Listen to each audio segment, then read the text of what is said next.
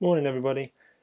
Today is a really short video because I'm going to ask you to do some review work on 2x2 determinants and its properties before we move on to the rest of this chapter. This chapter is largely a review chapter, partly because we did a bit more than we should have done earlier in the year.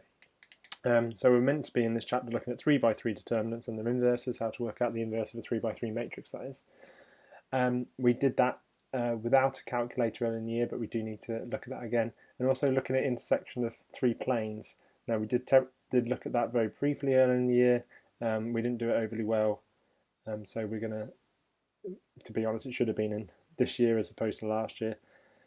So we're gonna look at that properly as well, and I've got a nice flow diagram for you to look at to try and help you with that. Just so you know what else is going on. For our lockdown learning, we've got series and induction after we finish this largely review chapter. The series and induction chapter, I will make sure we do a review at the start of the types of induction we've seen so far. There's a bit more stuff to learn on series, and also we get to do induction with sequences as well, which we haven't done before. And then we're going to move on to complex numbers, which has got some really fun stuff in, roots of unities, De Moivre's theorem, other stuff like that. And then last but not least, we're going to look at the last bit of vectors you guys need to know, which is vectors and the vector product. And I would be surprised if we got that all done before we do go back to school. Hopefully we're going to go back to school for summer, but one thing's for sure is we should get all of this done before this summer. So there's stuff to do today on 2x2 determinants and properties. There's nothing new whatsoever in there, but it is important that you guys recollect how to do 2x2 determinants in the very least. But there's actually quite a lot of properties in there which you may have forgotten about.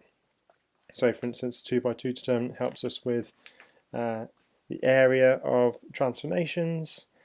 It helps us find the inverse of a 2x2 matrix. The determinant of two matrices multiplied together is the determinant of matrix 1 times determinant of matrix 2. And the inverse product of matrices is a really, really useful thing to know. You're probably not sure what I mean by that. It's on page 50 of the book I'm about to scan and send to you. You can also use determinants to help you solve simultaneous equations by thinking about inverses, and also there's a geometrical interpretation which 2x2 matrices can be used for as well. So there's quite a lot of stuff to do on your 2x2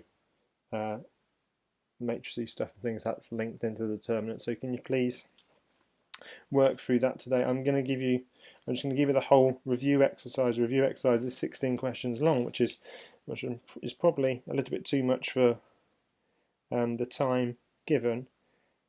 However, some of these will probably be rather simple for you, some probably not so much. So try and pick and choose. Rule of thumb is if you look at the question and think, I don't like the look of that, that's the question you should do. Okay, I'll speak to you guys again tomorrow for some 3x3 fun. Have a nice day and see you then. Bye bye.